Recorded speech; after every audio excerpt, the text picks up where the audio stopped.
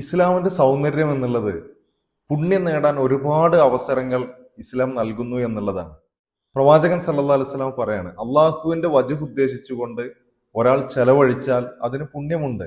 എത്രത്തോളം എന്ന് വെച്ചാൽ ഹത്താ മാ തജ്അലു ഫീ ഫമിംറഅതിക്, നിന്റെ ഭാര്യയുടെ വായിലേക്ക് വെച്ചു കൊടുക്കുന്ന ഭക്ഷണത്തിന് വരെ നിനക്ക് പുണ്യമുണ്ട്. ഭാര്യയ്ക്ക് ഭക്ഷണം കൊടുക്കുക എന്നുള്ളത്, അല്ലെങ്കിൽ മക്കൾക്ക് ഭക്ഷണം കൊടുക്കുക എന്നുള്ളത്, മാതാപിതാക്കൾക്ക് ഭക്ഷണം കൊടുക്കുക എന്നുള്ളത് നമ്മുടെയൊക്കെ കടമയാണ്.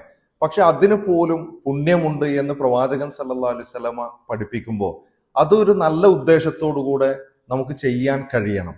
ഭക്ഷണം വാങ്ങിക്കൊടുക്കുമ്പോൾ അല്ലെങ്കിൽ ഭക്ഷണ സാധനങ്ങൾ വാങ്ങിക്കൊടുക്കുമ്പോൾ അത് ഒരു സന്തോഷത്തോടു കൂടെ ഭർത്താക്കന്മാർ വാങ്ങിക്കൊടുക്കുകയാണെങ്കിൽ, മക്കളാണെങ്കിൽ എന്തെങ്കിലും സാധനങ്ങൾ വാങ്ങാൻ പോകുമ്പോൾ ഇതിന് എനിക്ക് പുണ്യമുണ്ട് എന്ന ഒരു വിശ്വാസത്തിൽ അത് വാങ്ങാൻ ശ്രമിക്കുമ്പോൾ, ഭാര്യ മറ്റുള്ളവർക്ക് വേണ്ടി ഭക്ഷണം പാകം ചെയ്യുമ്പോൾ അത് എനിക്ക് പുണ്യം കിട്ടുമെന്ന വിശ്വാസത്തിൽ ചെയ്യുകയാണെങ്കിൽ ഇതിനെല്ലാം പുണ്യമുണ്ട് എന്നാണ് പ്രവാചകൻ സല്ലല്ലാഹു അലൈഹി വസല്ലം പഠിപ്പിച്ചിട്ടുള്ളത്.